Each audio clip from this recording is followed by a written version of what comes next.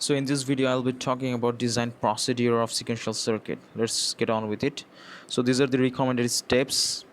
So first of all, state diagram, then reduce number of states if necessary, assign binary values, then obtain binary coded state table, choose type of flip-flop, derive flip-flop input and output equation, and logic diagram, finally drawing the logic diagram. So these are the recommended steps. I'll be doing this actually I'll be doing this one, sorry, not this one, not this one, but this one, everything else. Okay, so let's move on to the question directly. There is design a circuit that detects three or more consecutive ones in a string of bits coming through an input line.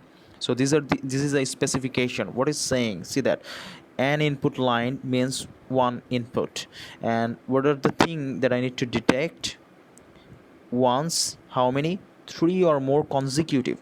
So one after another the input should be one. Okay, so at least three or more, and then I will trigger the output to be one, else zero. Okay, let's begin drawing this state diagram first of all. So I'm just having this specification. Now I'll just draw this state diagram for you guys. So let's talk about an initial state. Say this is my initial state. Okay, so I have only one input. You can easily see that. Say for example, from the circuit starts from the initial state and my first input was 0. So first input was 0. I'll be returning to the initial state again. I'll actually make you understand why. So, and my output is also 0 at this point. So at this initial state, if my input is 1, then I'll be actually moving towards the next state. Okay, so my input was 1, my output is 0. So this is my 0 0 state. I'll make you understand why it is 0 0, and this is my 0 1 state. So at this 0 1 state I have received only one input, and that is 1. Okay, just remember this. So at this 0 1 state I can also receive another input, that is 0. If it is 0, I will just reset my counting to initial state. Okay, and my input is 0, my output is 0. If my at this 0 1 state, if my input is 1, I'll move towards my next state, that is 1 0. So at this 1 0 state, so I'll be having actually consecutive two ones, this one and this one, right? Okay, so at this 1 0 state I can have an input of 0, which I will then go back to the initial state again. If my input is 1, I will trigger the output 1, because 3 consecutive 1 is actually received by the input. Okay, and I will move towards this state, that is called 1 1. Okay, so see that. Okay, in at this 1 1 state I have received at least 3 consecutive ones. So if I receive another a 0, I'll just move to the initial state again. That means resetting my counting again. If at this state I receive another 1, I'll be staying at this point again, and my output is 1 again. So my input is 1, my output is 1 at 1 1 state. So clearly what is happening is I can actually count 3 or more consecutive ones coming through an input line. See that if the initials let me change the color for you guys. Hopefully I'll be able to do that. I'm not sure about it. So let me try and change the color, so that you may understand. So okay, this will do it. Okay, fine. So think about this.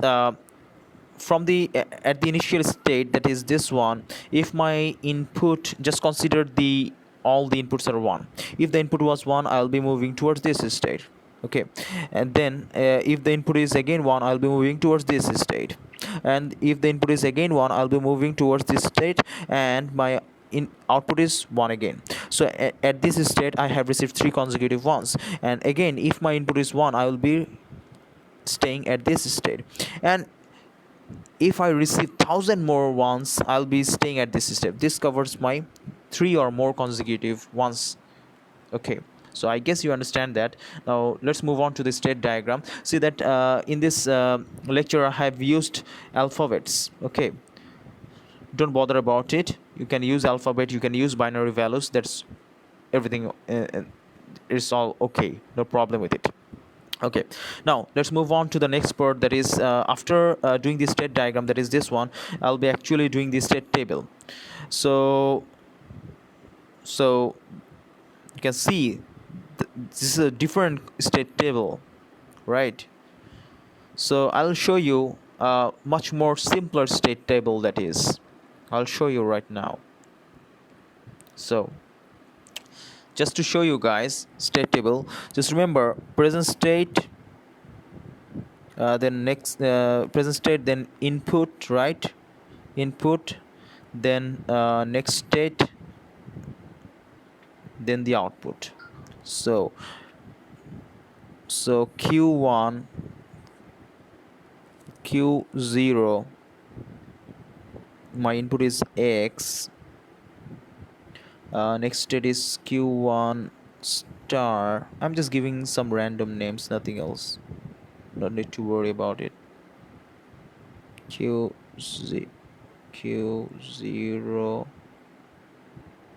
star, and the output is y. Okay, so let's try to do this. So using present state and input, I have 3 bits. I can have 8 combinations: 0 0 0 0 0 1 0 1 0 0 1 1 1 0 0 1 0 1 6 and 7, right? So now I actually remember, because it's a very straightforward example. I have done this a lot of times in the previous semesters, so you can easily understand. So if you recall from the previous state diagram, better if you actually draw this in a paper in front of you so that you may easily understand. Okay, so see that when the present state was 0 0 and when the input was 0, the next state was 0 0 and the output was also 0. When the present state was 0 0 and your input was 1, then it moved towards 0 1, the output was 0. When the input was 0 1 and the when the present state was 0 1 and the input was 0, then again it goes to the initial state, that is 0 0, and the output is 0. When the present state is 0 1 and the input is 1, it moves towards 1 0 state, and the input and the output is 0. When the present state is 1 0 and your input is 0, it goes back to the initial state or resetting state, that is, and your output is 0. When the present state is 1 0 and you give one as input, see that in this state one particular thing happens. At 1 0 state you already have received 2 consecutive ones, and another one as input will result in 3 consecutive ones. So it should be landing in this 1 1 state, but the most important thing is that you have 3 consecutive ones that will produce the output 1. So at this 1 1 state, if the input is again 0, you will go back to the resetting or initial state, that is 0 0, and your output will be 0. And at this state, right, so if you have 1 1 as present state and 1 as your input, you will be staying at 1 1 and your output is 1. So this is the everything about this state table. Okay, so let me erase these things for you, so you may actually I may actually show you the next step, that is. Okay, let's do this. Okay, I guess that's good enough. Okay, now I'm going to use, for this example, I'm going to use D flip-flop because this is the most easiest one. So if you recall, I'm going to find equation for D flip-flop. input equation. So you can see that there is q1 star. So if you recall that next state, let me next state equation for D flip-flop is actually something like this. Okay, so I need to find the equation at D1. Okay, all right. So I need to do a k-map for that. Okay, so see that present state was q1 q0 and input is x. I will consider these 3 bits as my 3 variable k-map. Okay, I'll draw this one. So see that this is a 3 variable k-map, msbs q1 0 0 0 1 1 1 1 0 0 1 3 4 5 6. Sorry, this is 7 and this is 6, right? So I'm doing this for q1 star is equals to d1, that is equals to what? I don't know. Let's try to find out. So see that at this q1 here I have 1 2 3 ones, where 0 1 2 3 at 3 5 and 7. So 3 5 and 7. So if I make the groups, this will be a group and this will be a group. So 2 groups I'm getting.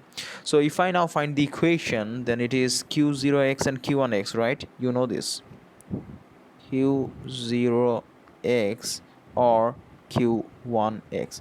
So see that I have found the equation for the q1 or d1, q1 star or d1. So in similar manner I can find the equation for q0 star, all right, and then the output y, right? So I can do that actually. So let's try to see this. See that the equation here, right there, right? And see that for q0 star this is q1x or q0 prime x, right? And something like this. Okay, fine, do it by yourselves. So excitation table, you do not need it for actually the D flip-flop, because see that D flip-flop is very much simple, right?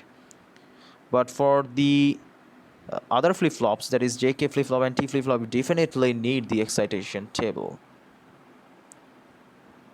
I'm going to tell you, I'm going to teach you to find out the excitation table in a different lecture.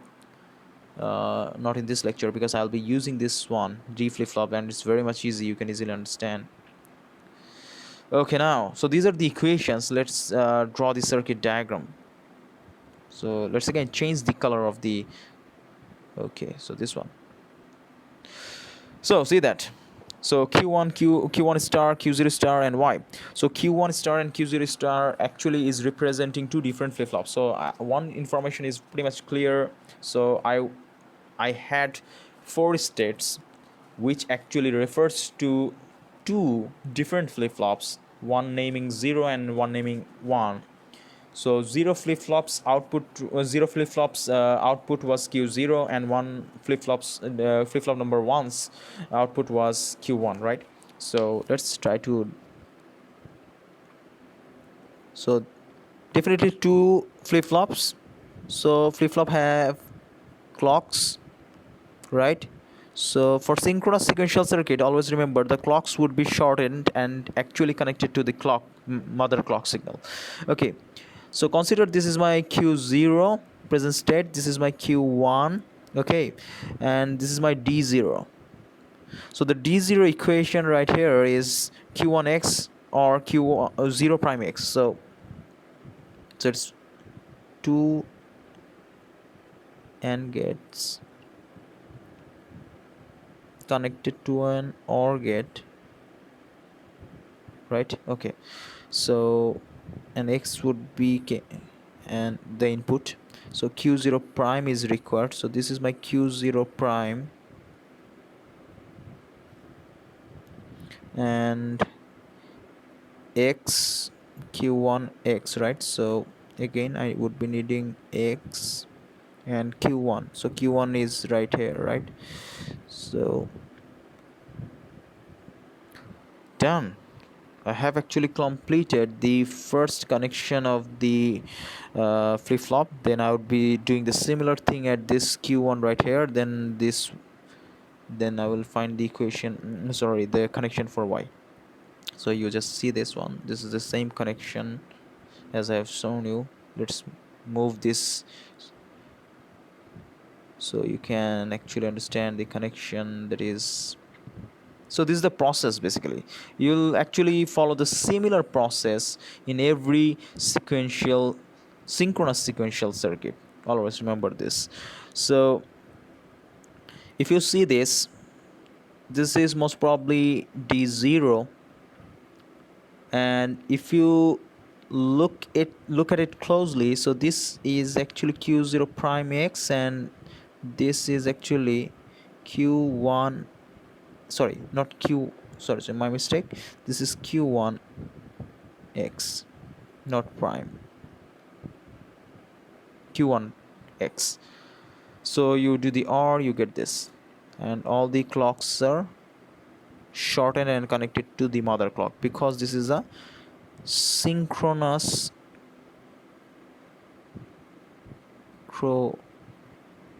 circuit.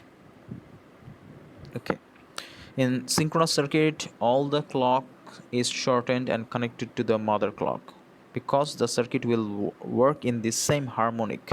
Okay, so this is the circuit basically, and you can easily see these the equation for the Y. You have 3 input at the AND gate, and you actually got that right.